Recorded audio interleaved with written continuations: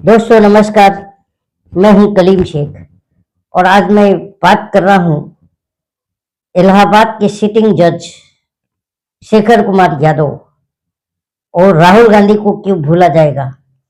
क्योंकि राहुल गांधी ने बहुत पहले कहा था कि इस देश के सारे इंस्टीट्यूशन आरएसएस के कब्जे में आ गया है और आरएसएस जो है इंस्टीट्यूशन को चला रहा है, और ये बात आज सच हो गई। क्योंकि इलाहाबाद के एक सिटिंग जज ने क्या कहा कि ये देश बहुसंख्यकों के हिसाब से चलेगा, जो है देश का कानून, देश का संविधान अब बहुसंख्यक चलाएगा और बहुमत के हिसाब से चलेगा। जो अल्पमत में होगा उसका कोई मतलब सुनवाई नहीं होगा इस जज के अकॉर्डिंग टू ये शेखर कुमार यादव। तो कहने का मतलब है कि इस अगर देश बहुमत के हिसाब से चलेगा, बहुसंख्यक के हिसाब से चलेगा, तो फिर जज का कहना है ये, तो फिर सिख कहाँ जाएगा, ईसाई कहाँ जाएगा, मुसलमान कहाँ जाएगा, जैन कहाँ जाएगा, पारसी कहाँ जाएगा। तो कहने का मतलब है कि इस देश में जो है अब तक तो सिर्फ जो है सिर्फ और सिर्फ अंधभक्त ही एक कम पढ़े लिखे अंधभक्त बोले जाते थे। लेकिन आज जो है सिटिंग जज भी अंधभक्त बन गया, मिथुन भी अंधभक्त बन गया, बड़े बड़े लोग अंधभक्त बनते चले जा रहे हैं।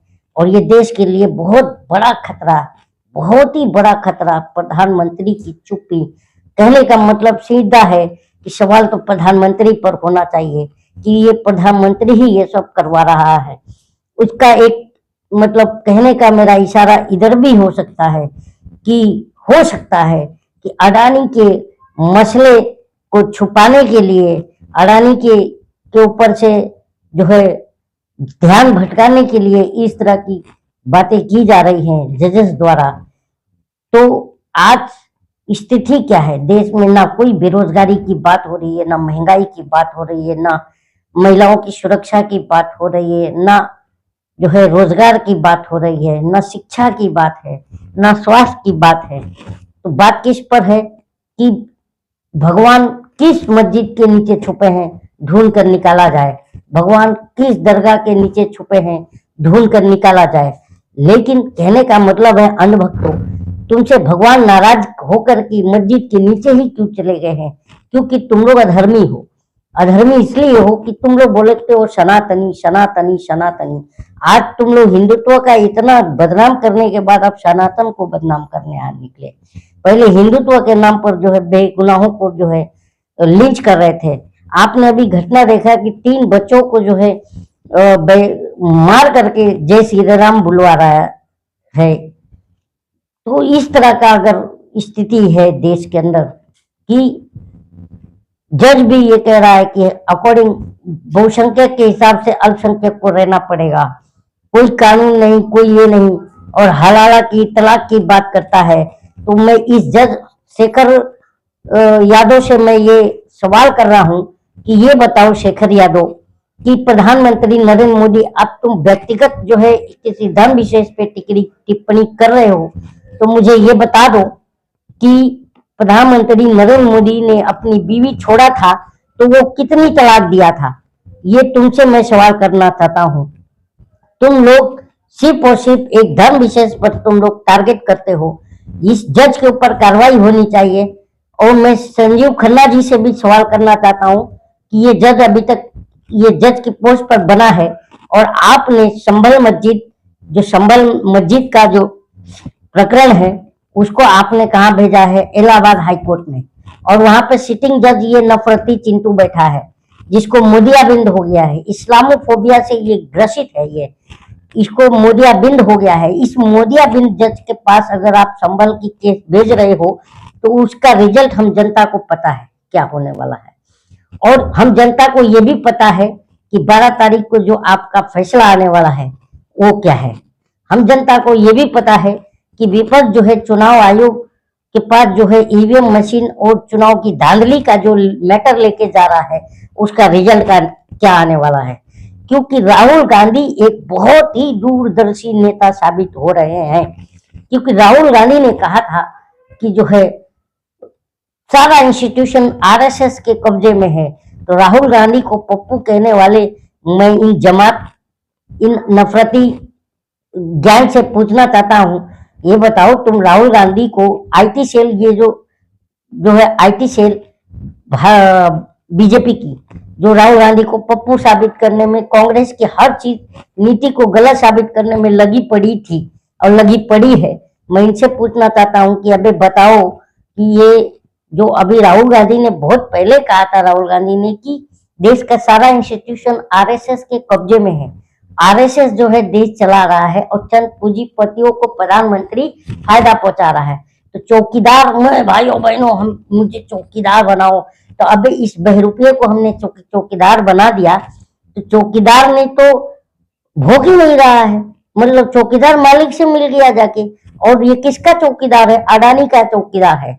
अडानी के जब भी नाम लो, अभी निशिकांत दुबे, ये तो इसको क्या मालूम, ये सांसद तो बन गया, लेकिन माननीय कहना भी मेरे को शर्म आ रही है इस नालायक पर। निशिकांत दुबे कह रहा है कि अमेरिका की जो है साजिश, अबे अमेरिका कहाँ से आ गया बीच में? तो कहने का मतलब है कि अडानी को बचाने के लिए अब अमेरिका से भी दुश्मनी लेने को तैयार हो गई है भाजपाई। भाई भाजपाई हो, तुम कौन सा उन्माद फैलाना चाहते हो? इस देश को कहाँ लेकर के जाना चाहते हो? क्योंकि ये सिटिंग जज जो कह रहा है, इस जज के ऊपर मतलब इसकी संक्रमित जो मानसिकता है, अगर ऐसे जज, मतलब अब इंस्टीट्यूशन कहीं पर भी जनता के लिए नहीं है, by the people, for the people, of the people अब है नहीं।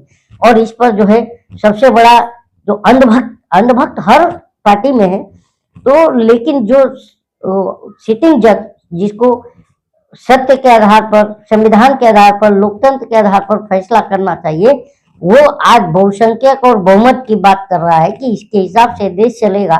तो सीधा सा सवाल मेरा है इस देश के संविधान मानने वाले पार्टियों से कि अब तक ये इस जज के खिलाफ सड़क पर क्यों नहीं आए?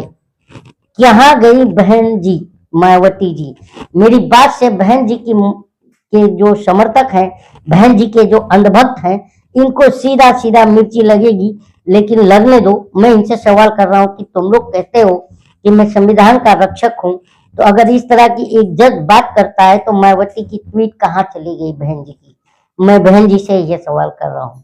और कहाँ गए माननीय सांसद चंद्रशेखर भाई? उनका भी अभी तक उनको भी प्रदर्शन करना चाहिए कि जज की मानसिकता ऐसी है। तो मैं इन सब से सवाल करना चाहता हूँ, कहाँ गए आप लोग? कहाँ गई आपकी बड़ी बड़ी बातें जो है संविधान और लोकतंत्र के लिए? और जो बीजेपी में आरक्षण के बल पर, संविधान के बल पर जीत के गए हैं, जो दलित और आदिवासी सांसद या जितने भी सांसद हैं जो संविधान को मानने वाले हैं, ये सिर्फ मेज थपथपाने के लिए बैठे क्या संसद में? मैं इनसे भी सवाल करना चाहता हूँ, कहाँ गई तुम्हारी जो है संविधान के प्रति आस्था, ईमानदारी, लोकतंत्र के प्रति आस्था और ईमानदारी कहाँ चली गई तुम्हारी? मैं तुम सबसे ये सवाल करना चाहता हूँ, क्योंकि आज इस देश के अंदर आज मुसलमान को टारगेट है, कल सिखों पर भी टारगेट है, ईसाइयों पर भी टारगेट है। टारगेट कोई भी हो सकता है, कोई भी अल्पसंख्यक हो सकता है। अगर सरकारें इस तरह की नफरत फैला रही हैं, सरकारें अगर इस तरह की जो है धारणा लेकर पैदा कर रही हैं, एक नफरत द्वेष पैदा करना चाहती हैं समाज के अंदर, तो सोचिए कि भारत कहाँ जाएगा, किस रास्ते पर ले जा रहे हो। जीडीपी से ध्यान भटकाने, अभी ये लेटेस्ट जीडीपी का आंकड़ा आया 5.4 और 5 ट्रिलियन इकोनॉमी बनाने वाला गोबर पात्रा। अबे गोबर पात्रा जो है टीवी पर आकर गोबर पात्रा कहता है कि राहुल गांधी को मुझे गद्दार कहने में अब कोई संकोच नहीं। अबे गद्दार तो तू है संबित पात्रा, गोबर पात्रा गद्दार, गोबर में कोई नूर ढूंढने वाला गद्दार संबित पात्रा। मैं तुझसे ये कह रहा हूँ गद्दार संबित पात्रा, राहुल गांधी गद्दार नहीं, गद्दार संबित पात्रा है, गद्दार। 100 बार कहता हूँ, अबे गद्दार संबित पात्रा, गोबर पात्रा गद्दार। तूने ए मुल्ला बैठ जा, ए फलाने बैठ जा, बे गद्दार गोबर पात्रा, सुधर जा और देश की जो है शिक्षा, स्वास्थ्य, रोजगार पर चर्चा करवा, नहीं तो तुझे आने वाली स्थिति श्रीलंका से भी भयानक होगी और तुम सब को जनता इतना दौड़ाएगी, इतना दौड़ाएगी, इतना दौड़ाएगी कि भागने को जमीन कम पड़ेगा। गोबर पात्रा, ये याद रखो, क्योंकि तुम लोग ध्यान भटका रहे हो जनता का।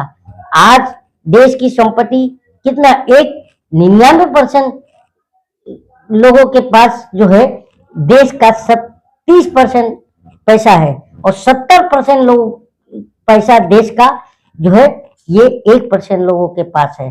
तो कहने का मतलब गोबर पात्रा अब मालिकों पर भोग के लिए हम जनता पर भोंकना बंद कर दे और विपक्ष पर भोंकना बंद कर दे। संबित पात्रा, गोबर पात्रा, नहीं तो तेरी स्थिति, तेरे पार्टी की स्थिति, तेरे जितने भी नेता की स्थिति, अभी हरियाणा में देखा तुम लोग चीटिंग से जीत रहे हो, ये बात साबित है, क्योंकि हरियाणा में तुमको गांव में घुसने नहीं दे रही थी जनता। गोबर पात्रा, ये तुम्हें पता होगा, और चुनाव में गोबर पात्रा तुम्हारी पार्टी के लोगों को घुसने नहीं देती है जनता, दौड़ा रही है गोबर पात्रा।